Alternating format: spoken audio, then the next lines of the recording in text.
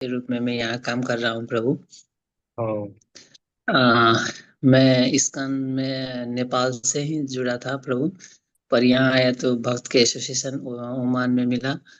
और मैं यहाँ पर रंगिनी देवी देश माता जी और उसके पास संदीप प्रभु और फिर राधा मोहित प्रभु से मुझे वो भगवत गीता के क्लास थ्रू से उनसे जान पहचान हुआ और प्रभु जी ने मुझे इंस्पायर किए कि ये कोर्स लेने के लिए। मैं यहाँ पर प्रभुपाद आश्रय ले चुका हूँ प्रभु। अब गुरु आश्रय लेना है, उसके बाद ये दीक्षा के लिए प्रभु प्रिपेयर होना हरे है। कृष्ण। ठीक है, Hare Krishna, thank you. Hare Krishna. Next,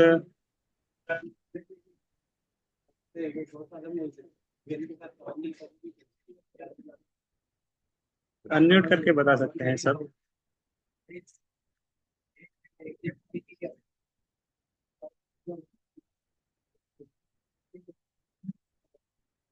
भक्त तो भोपाल से हैं, उनको मैं जानता हूँ। ज्योति माता जी का सुझाव दे दो। हरे कृष्णा प्रभु जी। हरे कृष्ण। प्रभु जी, मेरा नाम विकास झा है। मैं भी राधा मोहित प्रभु जी के सानिध्य में ही बहुत दिनों से भगवत गीता क्लास से जुड़ा हूँ, लगभग 2 साल हम्म। से। उसके पहले मैं हरे कृष्णा मंदिर अहमदाबाद में जुड़ा हुआ था, भाडज में, हम्म। जो इस्कॉन के साथ ही मतलब कोलेबरेटेड अक्षय पात्र क्या बोलते हैं, हरे कृष्णा मूवमेंट से जो दूसरा वाला टेम्पल ग्रुप है उससे। वहां पे हाँ। मैंने प्रभुपाद आश्रय लिया था। मैंने श्रद्धावान वाला जो पहला स्टेज था वो पूरा किया था। फिर जो कि मैं वहां रहा नहीं, शिफ्ट हो गया, तो अब मैं सिर्फ ऑनलाइन ही राधा मोहित प्रभु जी से जुड़ा हुआ हूँ। और मैं जी। मुंबई में रहता हूँ प्रभु जी। मुंबई और पुणे में मेरा घर है, तो मुंबई पुणे आना जाना होता है। और प्रभु जी की क्लास में हम लोग जितने सारे लोग थे, तो साथ में बहुत सारे लोग जुड़े थे। तो काफी सारे लोगों ने ये आईडीसी का कोर्स किया और भक्ति में हम्म। काफी आगे बढ़े, तो उन्होंने ही प्रेरित किया कि आप भी वापस स्टार्ट करिए अच्छे से। तो इसीलिए ज्वाइन किया है प्रभु जी। हरे कृष्ण, थैंक हरे कृष्णा प्रभु जी। यू। बस।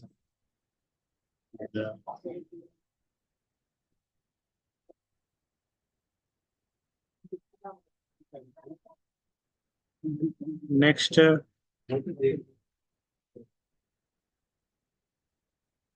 कविता पिल्लई माता जी, अनम्यूट करके कोई भी बोल सकते हैं।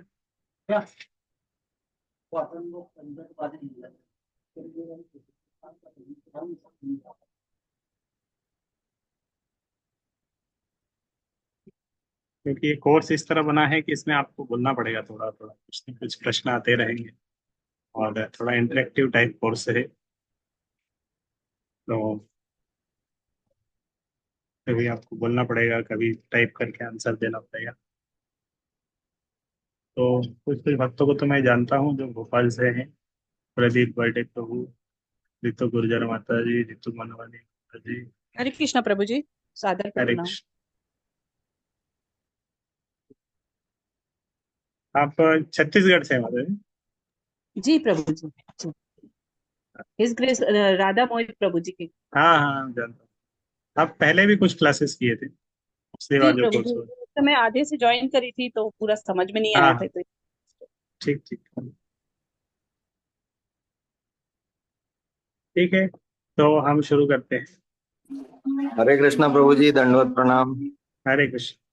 मैं प्रदीप बर्डे आपसे ही प्रेरित हुआ। अभी मंदिर में मुलाकात हुई थी, आपने ही बोला कि आप ज्वाइन कर लीजिए, तो बस, ठीक है ठीक है, तो जी। आप सभी का स्वागत है इस्कॉन डिसाइपल कोर्स में। तो मैं ग्रुप के ऊपर एक पीडीएफ भेजा था जो कि इस कोर्स की हैंड बुक है। एक बार फिर से मैं भेज दूंगा अगर कुछ दोस्तों को नहीं मिली तो। ये कोर्स की पीडीएफ है, हैंड बुक। और इसके अंदर अ, सारा डिटेल्स है, जो जो हम पढ़ाएंगे, किस तरह कोर्स बना हुआ है और क्या है। तो जिस तरह मैं उसको शेयर कर रहा हूँ,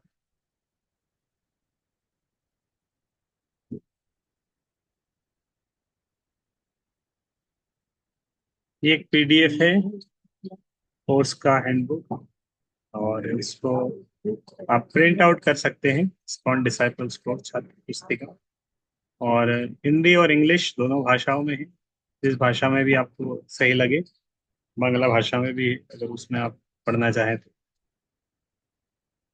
और इसी पुस्तक के पर आधारित ये कोर्स है, उसके नोट्स वगैरह, कोर्स का क्या डिस्क्रिप्शन है, सब कुछ इसके अंदर हमने दे रखा है। और इसका शुरुआत का आप स्वागतम पढ़ेंगे, तो इंट्रोडक्शन पार्ट है जिसमें थोड़ा सा इसके बारे में बताया गया है, उस पुस्तिका के बारे की। ये सेमिनार है,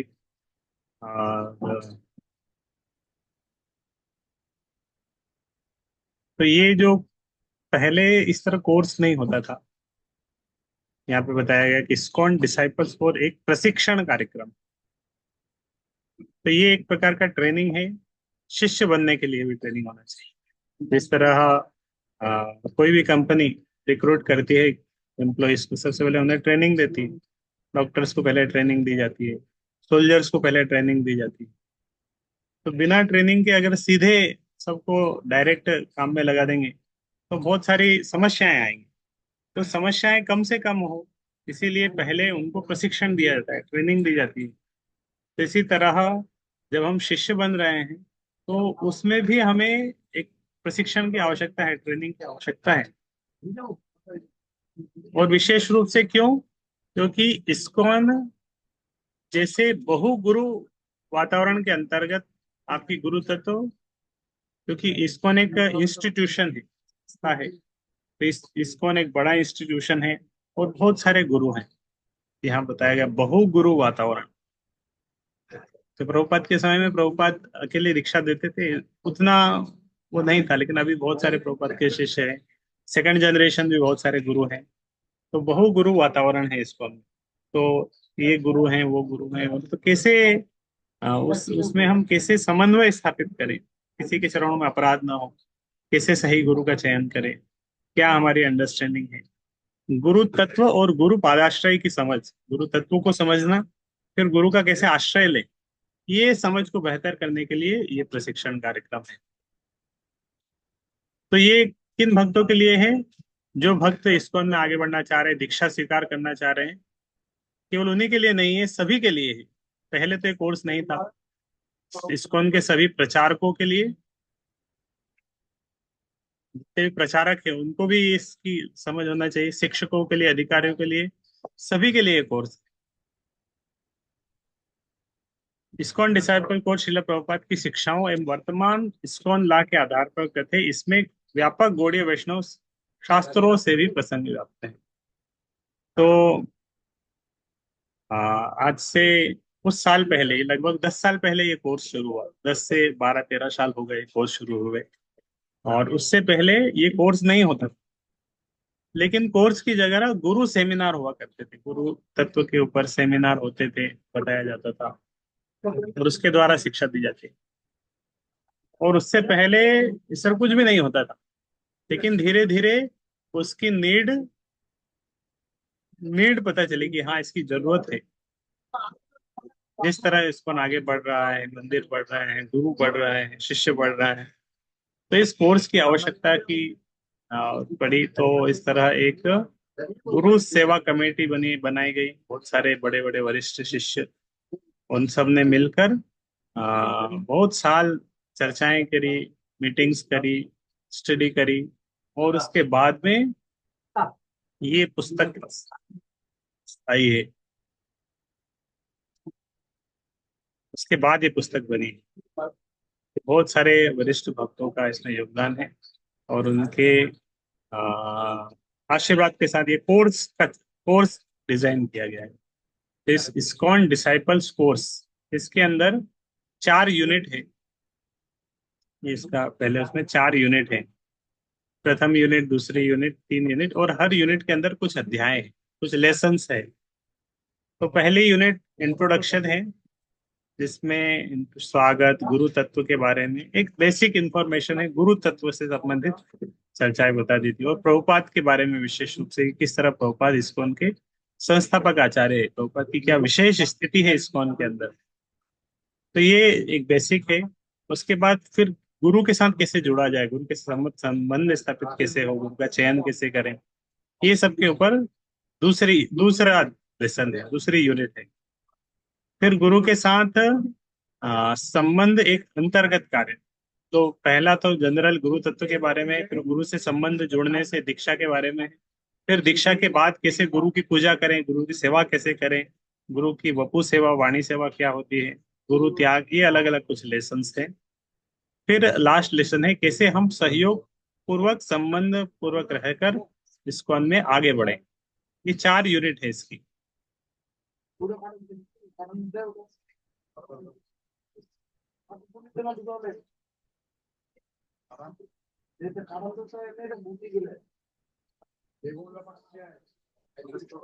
तो ये शुरू शुरू में फिर आप देखेंगे कि अलग अलग यूनिट है और 20 प्रश्न भी दिए हैं यहाँ पर इसी पीडीएफ में।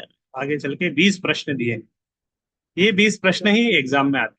तब ये कोर्स है और अलग अलग यूनिट के ऊपर कुछ कुछ प्रश्न पहले से ही दिए गए हैं और उन प्रश्नों के उत्तर के बारे में, यही प्रश्नों का उत्तर मतलब ये कोर्स के बाद में एक एग्जाम होती है और एग्जाम में यही प्रश्न आते हैं। पहले से ही प्रश्न दिए दे रखे हैं, 20 प्रश्न है।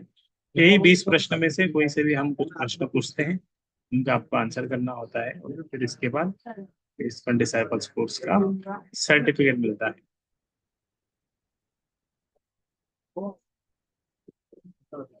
तो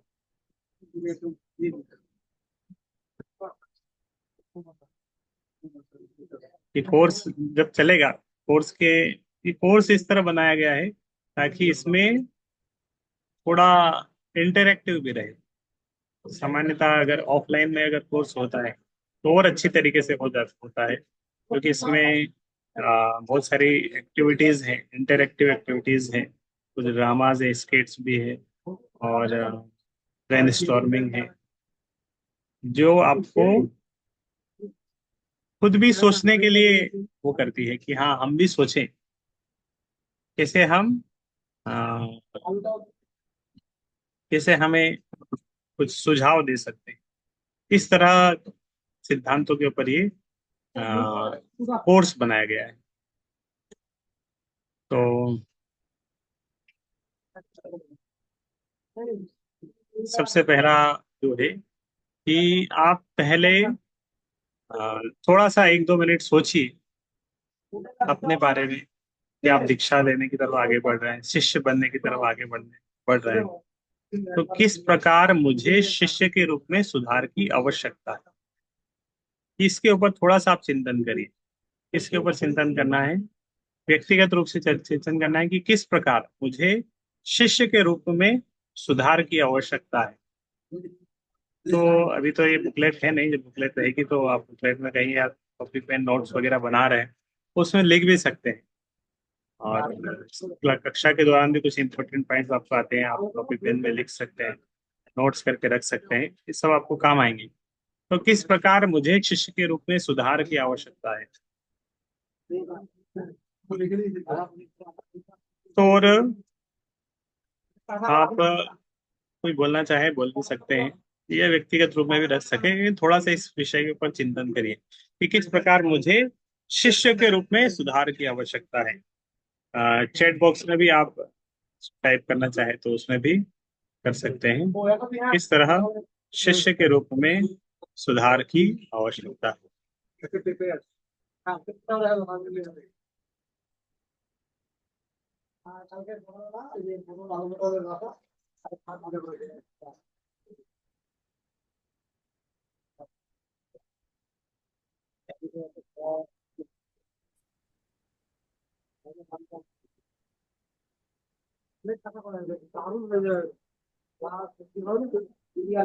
प्रभु जी, मैं अगर जवाब देना चाहूँ मेरे बारे में, तो मुझे एक शिष्य के रूप में नियमित रहने की आवश्यकता में सबसे ज्यादा सुधार की जरूरत महसूस होती है, क्योंकि मैं नियमित नहीं रह पाता अपने भक्ति के रास्ते पर बोलिए या जो भी क्रियाकलाप होते हैं उसमें, क्योंकि मैं कहीं और अपने काम की वजह से इतना व्यस्त हो जाता हूँ कि बीच बीच के 10-15 दिन कंटिन्यू रहने के बाद फिर मैं 1-2 महीने के लिए क्या बोलते हैं, सतत निरंतर रहने की जो आवश्यकता है उससे चूक जाता हूँ।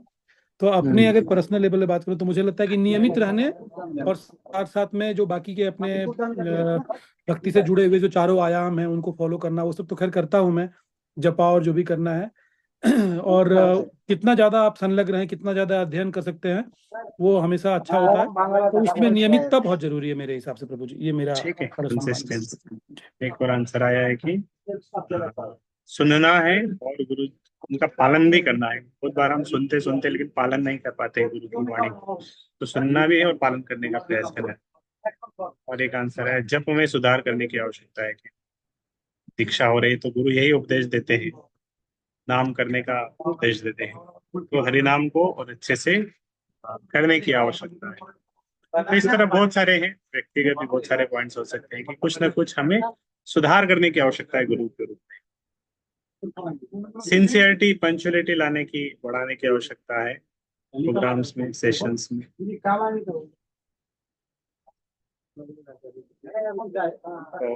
तो सबसे पहला लेसन, अगर मुझे गुरु में पूर्ण श्रद्धा भाव रखकर समर्पण करना है जिससे भक्ति पथ पर अग्रसर हो। गुरु के प्रति श्रद्धा, भक्ति, वैष्णव सदाचार का पालन करने की आवश्यकता है, वैष्णव सदाचार को जानने की आवश्यकता है।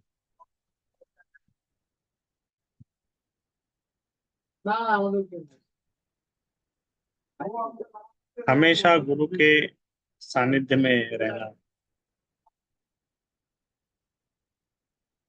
गुरु के सानिध्य में फिजिकली और रिमेम्बरेंस के द्वारा, वाणी के माध्यम से। गुरु अपराध से बचने की आवश्यकता है, गुरु के चरणों में अपराध ना हो। ठीक है, तो इस तरह बहुत सारे और भी पॉइंट हो सकते हैं। तो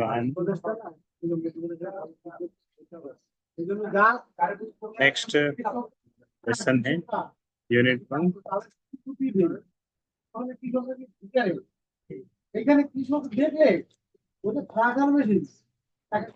गुरु तत्व के बारे में और गुरु परंपरा के बारे में अभी हम थोड़ा पढ़ेंगे। गुरु को सर्वप्रथम प्रार्थनाएं अर्पित की जाती है। वंदे गुरुन, गुरु है बहुवचन, अर्थात कई गुरु, परंतु कई गुरु नहीं, केवल एक ही गुरु है, गुरु तत्व। तो गुरु तत्व के बारे में हम भी चर्चा करेंगे। गुरु तत्व क्या है? क्योंकि दीक्षा गुरु है, शिक्षा गुरु है, और भी पद्म प्रदर्शक गुरु, तो बहुत सारे गुरु हैं। वंदे गुरुन श्री चरणारविंदम, रोज सबसे पहले मंगल आरती में गुरु को प्रार्थना की जाती है। तो बहुत सारे गुरु और बहुत सारे गुरु हैं, लेकिन फिर गुरु तत्व पॉइंट ऑफ व्यू से देखें यहाँ पे एक ही गुरु है। तो वो गुरु तत्व क्या है उसके बारे में अलग अलग कुछ श्लोक है शास्त्रों में गुरु के बारे में दिए गए हैं, तो उसको हम पढ़ेंगे। एक श्लोक यहाँ पर है, गुरु कृष्ण रूपहन शास्त्रेर प्रमाणे, गुरु रूपे कृष्ण कृपा औरेन भक्त गणे। गुरु कृष्ण रूपहन शास्त्रेर प्रमाणे, तो गुरु कौन है? आप बता रहे हैं कृष्ण के रूप है, भगवान के रूप है। शास्त्र इस तरह बताते हैं कि गुरु कृष्ण के ही रूप है, भगवान के ही एक रूप है। गुरु रूपे कृष्ण कृपा करें भक्त गणे। कृष्ण कृपा करना चाहते हैं सब जीवों पे, लेकिन वो सीधे कृपा नहीं करे, गुरु रूपे, गुरु के रूप में। कृपा कौन कर रहा है? कृष्ण कृपा है।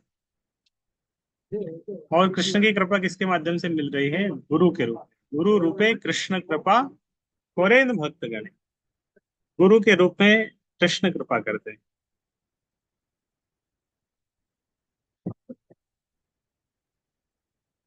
शास्त्रों के मतानुसार गुरु कृष्ण से भिन्न नहीं, भगवान श्री कृष्ण गुरु के रूप में अपने भक्तों पर उपकार करते हैं। श्री कृष्ण गुरु के रूप में अपने भक्तों पर उपकार करते हैं।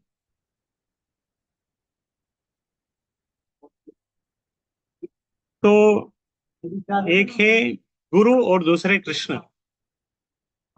दोनों एक है या अलग अलग?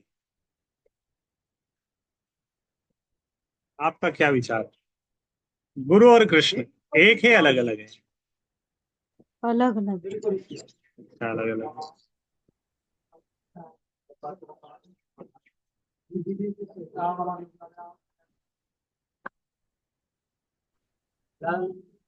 गुरु और श्री कृष्ण के वो प्रभु रूप जी है जिनसे हम बात कर सकते हैं।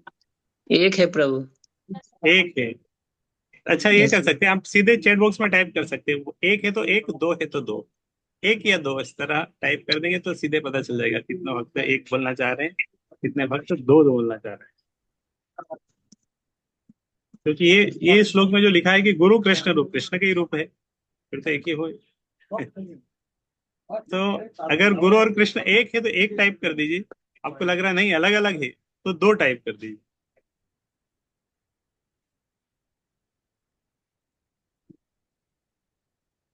तो एक एक, एक दो, एक दो, दो एक, 50-50 आया अभी पूरा।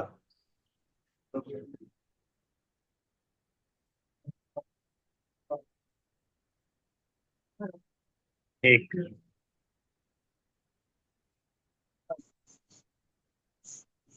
एक। बहुत सारों का आंसर एक है, बहुत सारों का आंसर दो है।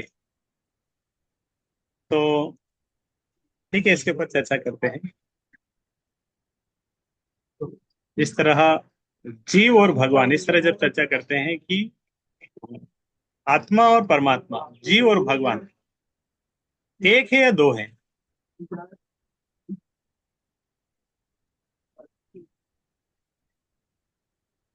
आत्मा परमात्मा, जीवात्मा और भगवान एक है, दो है, अलग अलग है या सेम है? अलग अलग है। अलग अलग है प्रभु जी। अलग अलग। दो है मतलब उस, आत्मा अलग है, परमात्मा अलग है, दोनों अलग अलग ही रहते हैं। तो आंसर, आत्मा और परमात्मा के बारे में भी जब आंसर आता है तो उसको तो बताते हैं कि दो रूप में है, एक क्वालिटेटिवली, एक है क्वांटिटेटिवली। गुणात्मक रूप से एक ही है, लेकिन संख्यात्मक रूप से अलग अलग, अचिंत्य भेदाभेद। इसी तरह गुरु और कृष्ण के बारे में भी जब एक साथ इस तरह चर्चा आ रहा है, एक मिनट जस्ट।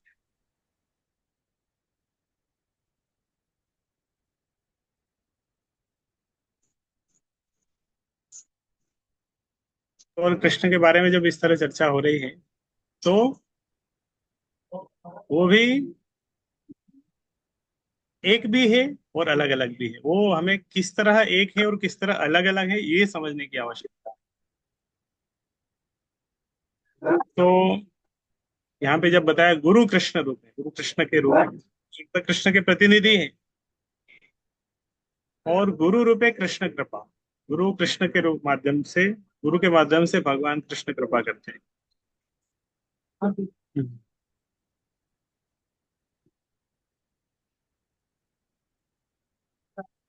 आप में से कोई इसको पढ़ सकते हैं, जो ट्रांसलेशन।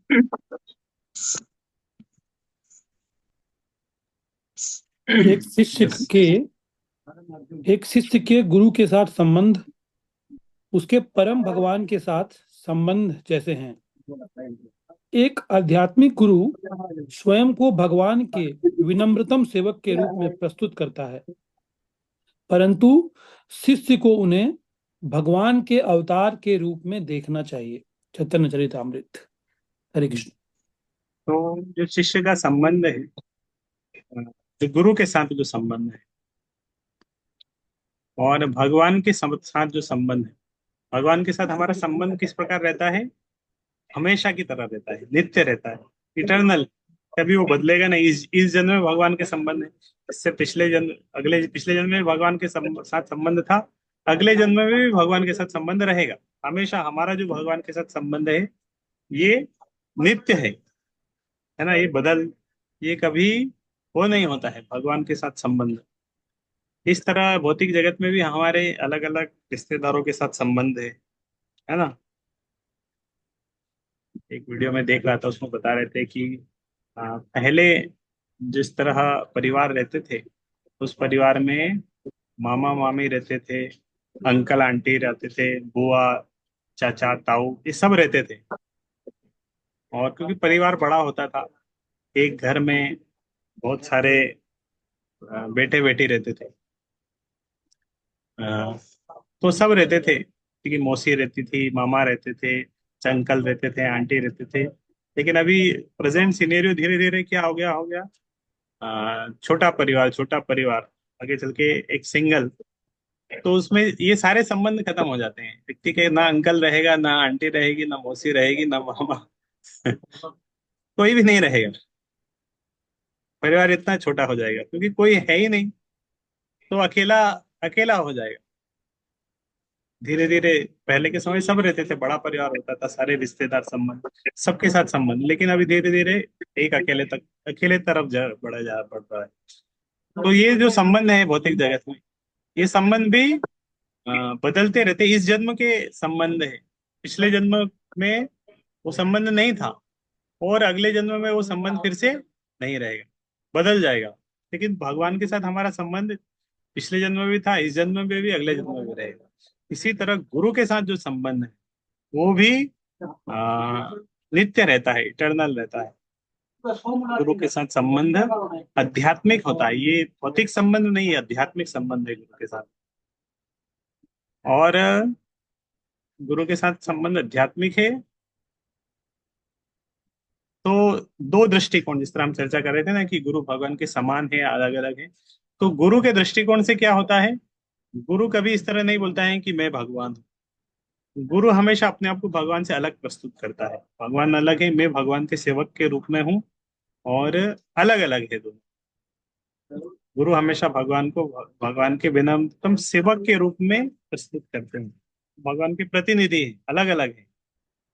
लेकिन शिष्य को किस तरह देखना चाहिए, मैं बताया, शिष्य को उन्हें भगवान के अवतार के रूप में देखना चाहिए। शिष्य को भगवान के समान ही देखना चाहिए।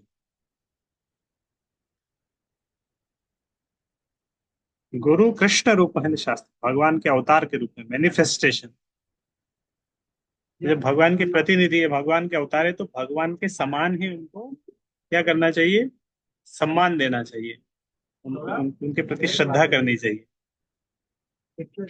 फिर ये एक लाइन आती है गुरु मंगल आरती में, हम रोज एक लाइन गाते हैं ना, साक्षात हरित्वेन समस्त शास्त्रे उक्तस्तथा भाव्यत एव सद्धि किंतु प्रभोर्या प्रिय एव तस्य वंदे गुरो श्री चरणारविंदम। तो ये हम रोज सुबह सुबह मंगलाचरण गाते हैं, मंगल आरती गाते हैं। ये किनके द्वारा लिखी गई है, कौन से वैष्णव आचार्य के द्वारा ये लिखी गई है? मंगल आरती जो हम गाते हैं रोज सुबह सुबह, सारे इस्कॉन मंदिर में सुबह 4:30 बजे एक आरती होती है। किसी को पता है? टाइप कर सकते हैं, बता भी सकते हैं कौन उसके राइटर है, मतलब किन्होंने लिखी है, वैष्णव आचार्य हैं जिन्होंने उसको लिखा है? चैतन्य महाप्रभु। नहीं, नरोत्तम दास है क्या? नरोत्तम दास ठाकुर भी नहीं।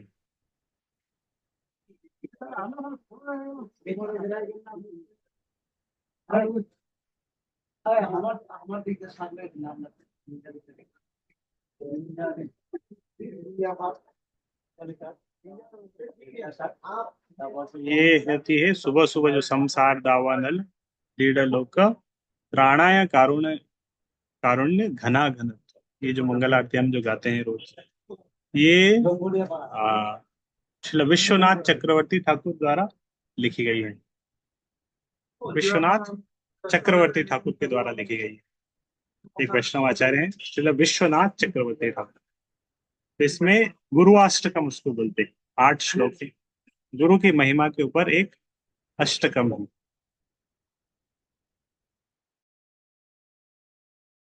गुरु की महिमा के ऊपर एक अष्टकम है। और उसकी जो सेकंड लास्ट लाइन है उसमें बोलते हैं वो साक्षात हरित्वेन समस्त शास्त्रे, साक्षात हरित्वेन समस्त शास्त्रे तो उसमें बोल रहे हैं कि साक्षात हरित्वेन, ये शब्द का अर्थ है गुरु की महिमा बता रहे हैं, तो गुरु के बारे में बता रहे हैं, तो बोले वो साक्षात हरि है। साक्षात हरित्वेन, साक्षात हरित्वेन। तो गुरु के बारे में बोले कि ही इज साक्षात हरि, स्वयं कृष्ण ही है, हरि है स्वयं। समस्त शास्त्र, सारे शास्त्रों में भी इस तरह बताया गया। साक्षात हरित्वेन समस्त शास्त्रे उक्तस्तथा भाव्यत एव सद्भि। फिर नेक्स्ट लाइन है किंतु प्रभोर्य प्रिय एव तस्य। तो पहले बोला कि वो साक्षात हरि है, फिर बोला किंतु प्रभोर्य प्रिय एव तस्य, किंतु प्रभोर्य प्रिय एव तस्य। फिर बोला कि नहीं, वो भगवान को बहुत प्रिय है, इस तरह बताया। पहले बोला कि वो स्वयं भगवान ही है, फिर बोला नहीं नहीं, भगवान को बहुत प्रिय है। तो जब इस तरह बोला कि भगवान को बहुत प्रिय है, इसका अर्थ क्या हो गया कि भगवान से अलग है। अगर कोई भगवान को बहुत प्रिय है तो वो भगवान से अलग हो गए, तो मतलब अलग भी है, एक भी है।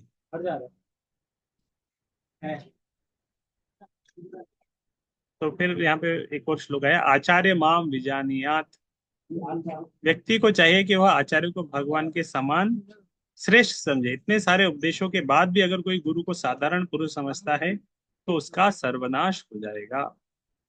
मतलब गुरु की स्थिति समझने के लिए हम ये चर्चा कर रहे हैं, गुरु तत्व क्या है, गुरु की स्थिति क्या है, गुरु के साथ हमारा संबंध नित्य है, ये बाकी भौतिक संबंधों के समान नहीं है कि चलो इसको हम तोड़ देते हैं, बदल लेंगे संबंध। तो ये संबंध बदल जाता है, भौतिक जगत में संबंध टूट जाता है, संबंध बदल जाता है, नया संबंध जुड़ जाता है, धर्म बदल लेते हैं लोग। लेकिन वास्तविक धर्म कभी बदलता नहीं। जिस तरह वास्तविक धर्म कभी नहीं बदलता है, इसी तरह गुरु के साथ संबंध भी नहीं बदलता। व्यक्ति को चाहिए कि वो आचार्य को भगवान। तो यहाँ पे एक और श्लोक है श्रीमद् भागवतम का, तो शायद आगे श्लोक आएगा, हमको यहाँ पे 11, 17, 27 एक श्लोक कोट किया है, 11, 17, 27 शेयर कर दो। तो श्रीमद् भागवतम का एक श्लोक है, ये श्लोक उद्धव गीता से आया हुआ है, जिसमें भगवान उद्धव को बताते हैं। एकादश स्कंद में भगवान उद्धव गीता में जब भगवान इस भौतिक जगत से अप्रकट होने वाले हैं, उससे पहले उद्धव को संदेश देते हैं, उसको उद्धव गीता कहते हैं। उस उद्धव गीता का एक श्लोक है, भगवान कृष्ण ने स्वयं उद्धव को कहा। वो श्लोक क्या है? तो भगवान क्या बोले, आचार्य माम विजानियात न अवमन्येत करहिचित। आचार्य माम विजानियात, तो ये भी भगवान वही पॉइंट बोल रहे हैं कि आचार्य माम विजानियात, जो आचार्य है, जो गुरु है, स्पिरिचुअल मास्टर है, माम विजानियात, भगवान बोले कि तुम उन्हें मेरे समान ही समझो। आचार्य माम विजानियात, तो गुरु को भगवान के समान ही समझना चाहिए।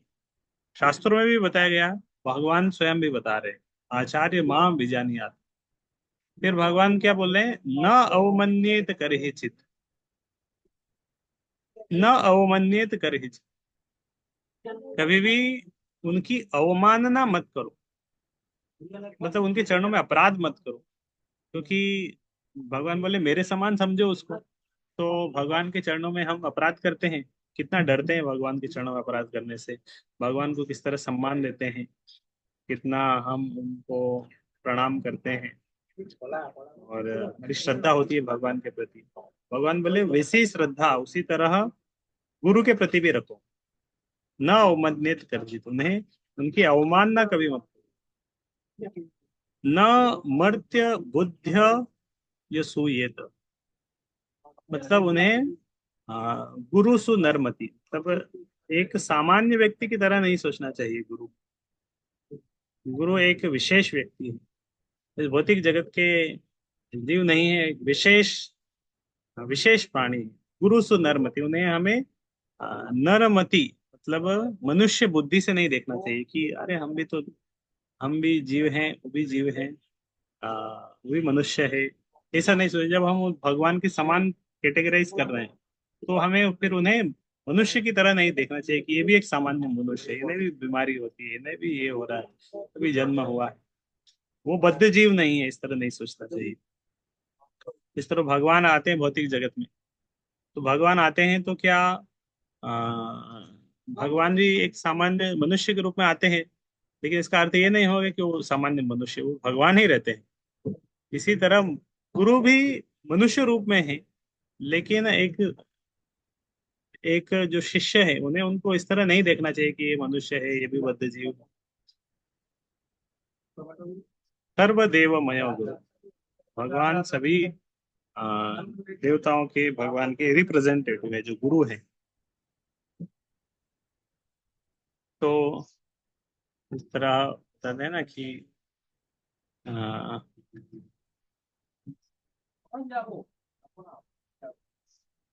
जिस तरह हमारा हमारा जन्म हुआ और आ,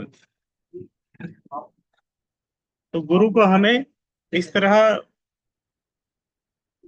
उस बुद्धि से नहीं देखना चाहिए, सामान्य मनुष्य की बुद्धि से नहीं देखना चाहिए कि इनका भी जन्म हुआ है, इनका भी इनकी भी मृत्यु होगी, इनको भी बीमारी हो गई। तो गुरु के साथ जो होता है वो भगवान की योजना के अनुसार होता है। गुरु के साथ जो होता है भगवान की योजना से होता है। जिस तरह जितने लोग जेल में हैं सब कैदी रहते हैं, तो इस तरह भौतिक जगत में जो कुछ है सब कैदी की तरह है, जितने भी बद्ध जीव हैं। लेकिन कैदी को छुड़ाने के लिए भी कभी कभी कोई गवर्नमेंट ऑफिसर्स, राजा स्वयं आते हैं या गवर्नमेंट कोई ऑफिसर आता है, गवर्नमेंट का कोई प्रतिनिधि आता है, तो वो जब जेल में आता है तो कैदी लोग, अगर बाकी लोग कैदी लोग उसको देखेंगे, सोचेंगे अरे आ, ये भी तो इनका भी, ये इन्होंने भी कुछ गुनाह किया होगा इसलिए ये जेल में आए हैं। तो इन्होंने कुछ गुनाह किया होगा कुछ, इसलिए ये जेल में आए। तो ऐसा नहीं है, वो जेल में आए हैं इसलिए आए हैं उनको मुक्त कराने के लिए जो कैदी है। इसी तरह गुरु भौतिक जगत में आते हैं हम जैसे बद्ध जीवों को उद्धार करने के लिए आते हैं। इस तरह हमारी दृष्टि होनी चाहिए उनके प्रति, सामान्य व्यक्ति की तरह हम उन्हें नहीं देखना चाहिए।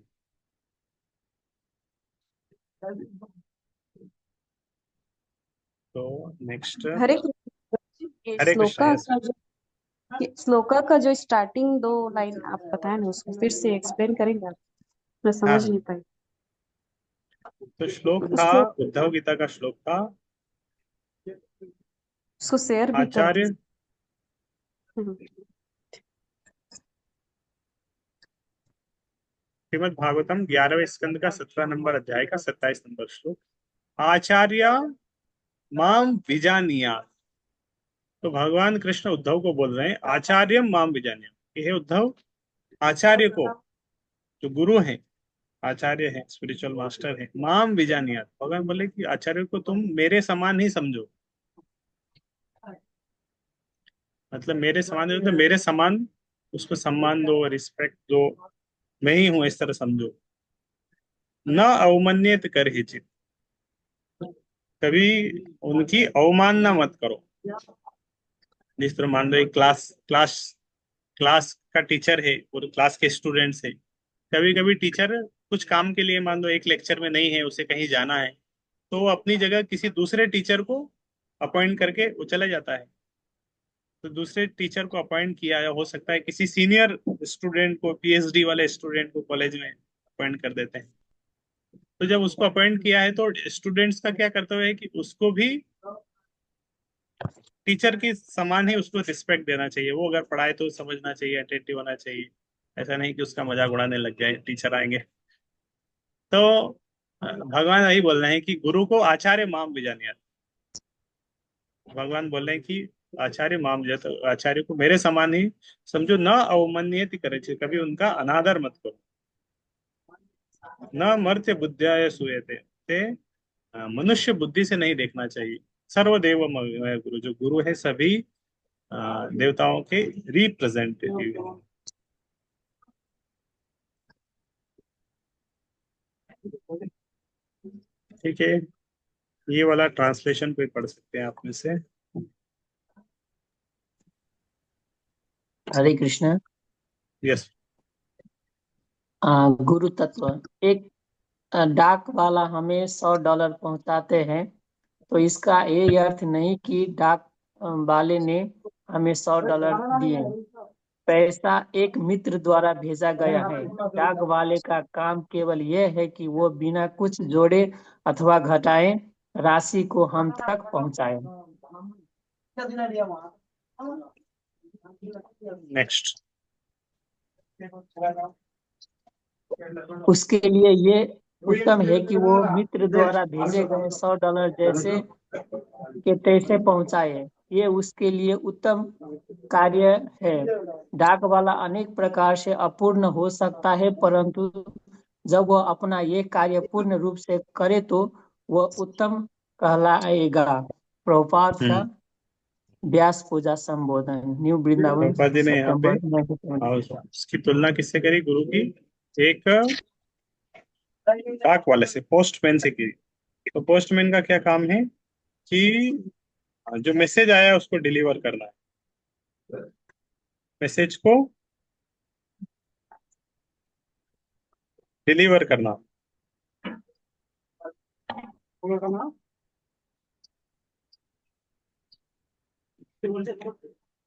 मैसेज को डिलीवर करना एज इट इज।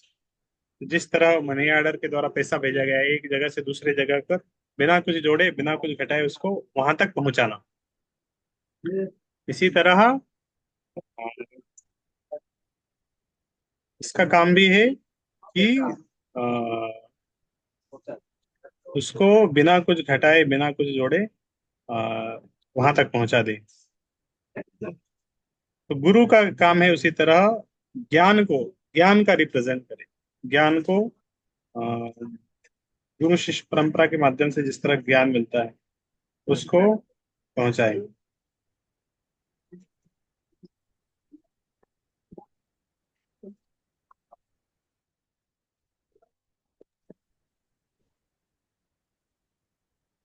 तो गुरु जिस तरह डाक वाला अपना काम अच्छे से करता है, इसी तरह गुरु गुरु को भी क्या करना चाहिए?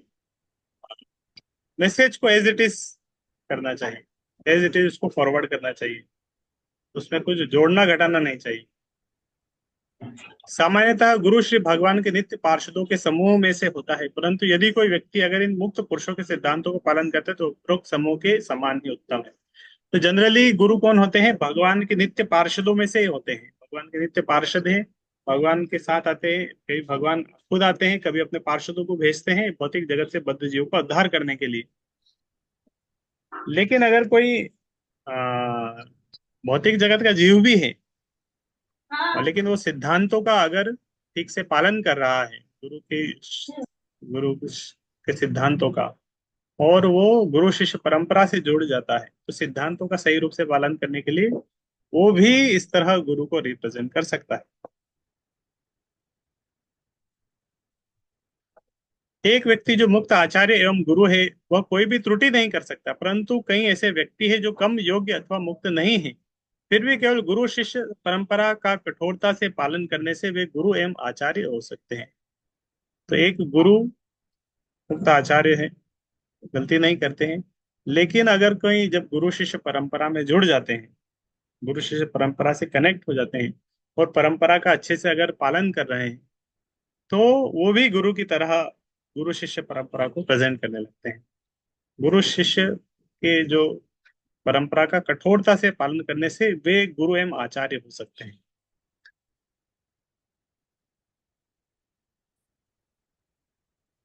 तो नेक्स्ट जो इसमें है गुरु शिष्य परंपरा, इसके बारे में आप जानते होंगे। एक गुरु हैं, उनके फिर गुरु, फिर उनके गुरु, इस तरह जब ज्ञान आता है किसी परंपरा के माध्यम से, ज्ञान किसी परंपरा के माध्यम से आता है, तो परंपरा के माध्यम से ज्ञान जब आता है तो उसी गुरु शिष्य परंपरा में जब हम जुड़ते हैं तो गुरु एक परंपरा से होना चाहिए। तभी हम एक जनरल डिस्कशन गुरु के क्या अलग अलग प्रकार हो सकते हैं। तो सामान्य रूप से गुरु के दो प्रकार होते हैं। एक होते हैं दीक्षा गुरु, दूसरे होते हैं शिक्षा गुरु। दीक्षा गुरु कौन है? यहाँ पे बताया है, जो हमें शिक्षा देते हैं। दीक्षा गुरु भी शिक्षा देते हैं, जो परंपरा से संबंध को प्रारंभ एवं प्रमाणित करते हैं। जो दीक्षा होती है, दीक्षा के माध्यम से हम गुरु शिष्य परंपरा से जुड़ते हैं, और परंपरा से हमारा जो संबंध है उसको आरंभ करते हैं, जोड़ देते हैं और उसको प्रमाणिक बनाते हैं। जिस तरह कोई डॉक्टर है, लेकिन उसको डॉक्टर बनने के लिए किसी स्कूल कॉलेज से जुड़ना पड़ता है, किसी टीचर से, किसी यूनिवर्सिटी से एफिलिएटेड होके प्रमाणिकता प्राप्त करनी पड़ती है, तभी उसे एक प्रमाणिक डॉक्टर कहेंगे, नहीं तो वो झोला छाप रह जाएगा, प्रमाणिक नहीं हो। और गुरु क्या करते हैं?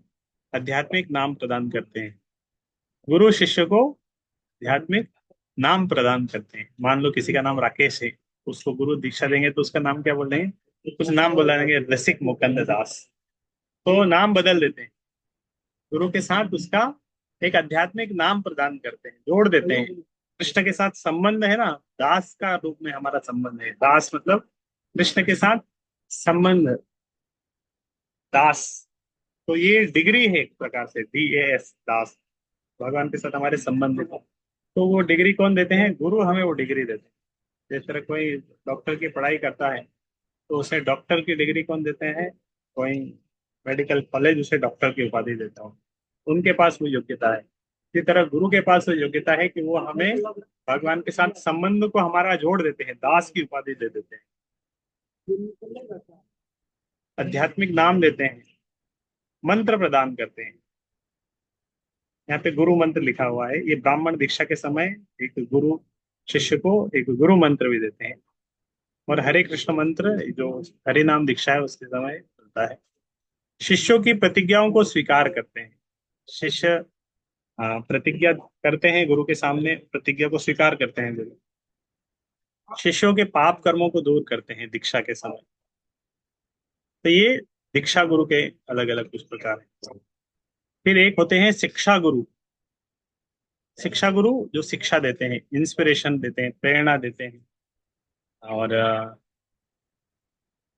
दीक्षा गुरु एक ही होते हैं जिनसे हमें दीक्षा होती है, लेकिन शिक्षा गुरु अनेक हो सकते हैं। बहुत सारे वरिष्ठ वैष्णव हैं जिनसे हमें इंस्पिरेशन, प्रेरणा मिलती है, जिनसे हमें कुछ सीखने को मिलता है। वो सब शिक्षा गुरु की तरह है।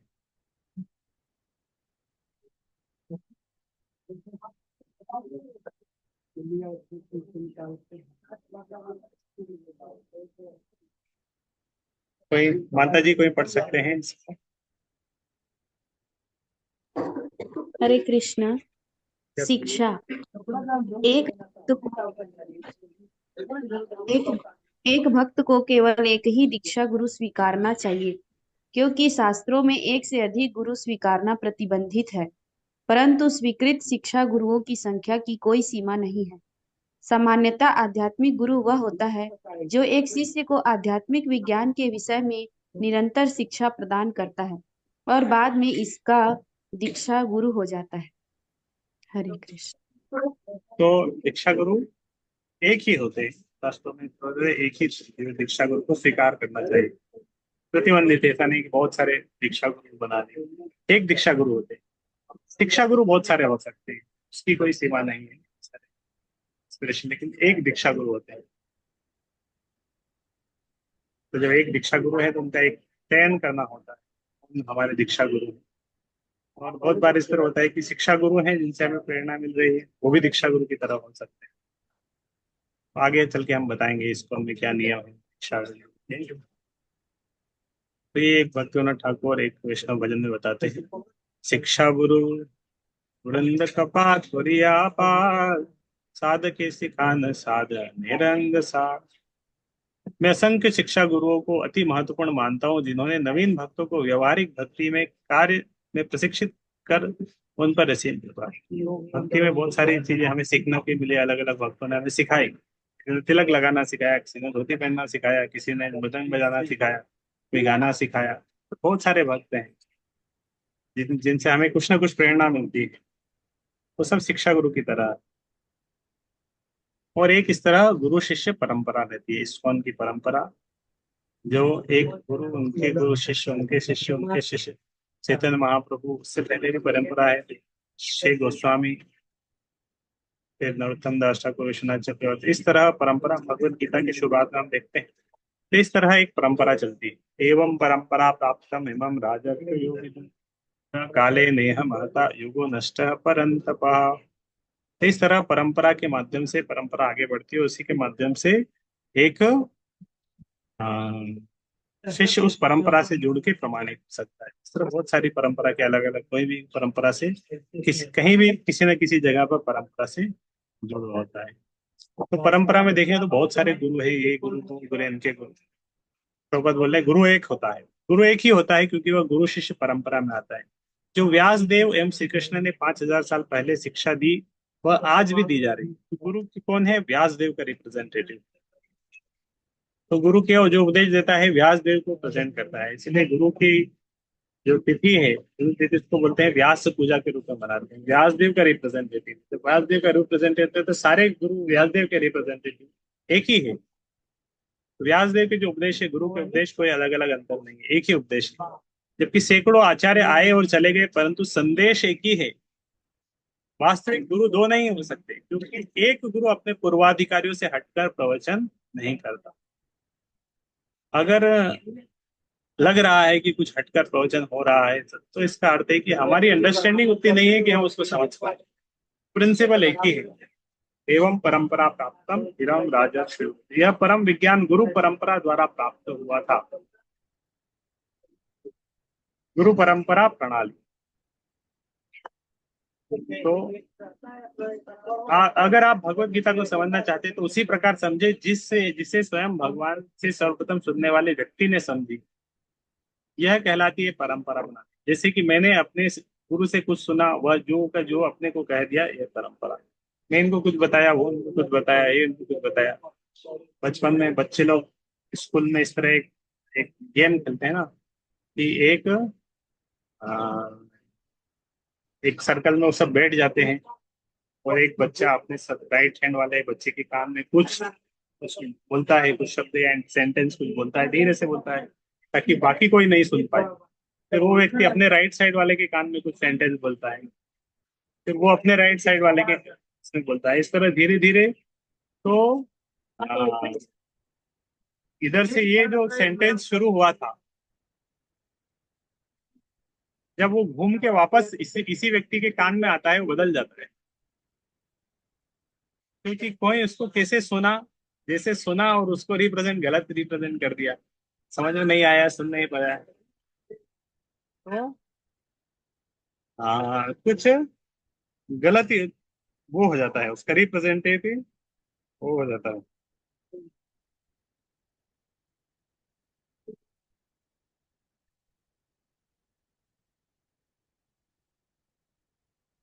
तो ये एक मैसेज जो इस तरह चल रहा था कान में, ये इसके कान में कुछ बोला, वो उसके, तो मान लो ये इसके कान में बोला, कुछ बोला होगा, चिक दबाग दम दम, फिर उसको उसके उसके कान में दूसरे बोला, वो उसने बोला।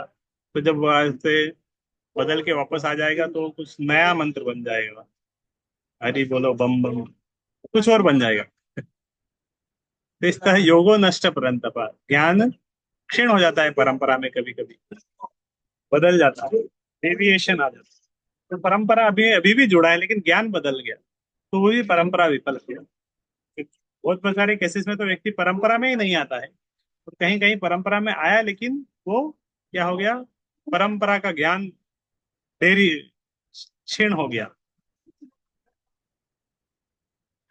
मेरे गुरु ने क्या कहा आप उसकी कल्पना नहीं कर सकते। पुस्तकें पढ़ने के बाद भी आप तब तक नहीं समझेंगे जब तक आप मुझसे नहीं सुनते। यह है परंपरा प्रणाली। आप उच्च गुरु तक छलांग नहीं लगा सकते, तात्कालिक गुरु की उपेक्षा कर। तो परंपरा प्रणाली मतलब आप आपको परंपरा में जुड़ना होगा। परंपरा चली आ रही है और परंपरा का एक कनेक्टिविटी है, उस कनेक्टिविटी से आपको जुड़ना पड़ेगा। नहीं तो अगर आप, ऐसा नहीं कि परंपरा में बीच में जाके किसी को भी गुरु बना लिए, चलिए अब मैं प्रभुपाद जी से दीक्षा ले लेता हूँ, नहीं ना, प्रभुपाद जी के गुरु गुरु से दीक्षा ले लेते हैं, वो हमारे दीक्षा गुरु हैं। या आगे किसी किसी को भी दीक्षा गुरु के रूप में हम स्वीकार नहीं कर सकते। जिस तरह हमें उसकी वर्तमान कड़ी से जुड़ना पड़ेगा, परंपरा में जुड़ना है, वर्तमान कड़ी से जुड़ना पड़ेगा। तो वो वर्तमान कड़ी से जुड़ने से हम अपने आप, जिस तरह आप रेलवे स्टेशन जाते हैं, पहले के समय में टिकट लेने के लिए टिकट लाइन में, टिकट खिड़की की में एक लाइन लगी रहती, उस लाइन में लगना पड़ता था। तो एक परंपरा चली आ रही कि पहले ये लाइन खिड़की पे जाएगा, फिर वो खिड़की पे जाएगा, फिर वो खिड़की जाएगा, फिर एक परंपरा चालू हो जाती, इसके पीछे ये, इसके पीछे इसके। तो हमें भी अगर उस लाइन में जुड़ना है तो हमें कहाँ, उसकी वर्तमान कड़ी से, जहाँ पे एंडिंग पॉइंट है वहां पे अगर हम खड़े होंगे तो हम भी धीरे धीरे खिड़की तक पहुंच जाएंगे। ये तो जस्ट मैं एग्जाम्पल बताया समझाने। तो इस तरह गुरु शिष्य परंपरा में जो हमें वर्तमान कड़ी से जुड़ना पड़ेगा। तो लगभग ये लेसन पूरा हो गया है, और इसके बारे में हम नेक्स्ट सेशन में डिटेल में चर्चा करेंगे, गुरु शिष्य परंपरा, और कैसे हमें गुरु शिष्य परंपरा की वर्तमान कड़ी से जुड़ना चाहिए। किसी आचार्य को, पूर्व आचार्य को हम सीधे छलांग नहीं लगा सकते, उनसे दीक्षा नहीं ले सकते। इसमें कुछ ऋत्विकवाद की फिलोसॉफी है, उसके बारे में भी हम चर्चा करेंगे। नेक्स्ट सेशन में हम इसके बारे में चर्चा करके उसको आगे बढ़ाएंगे।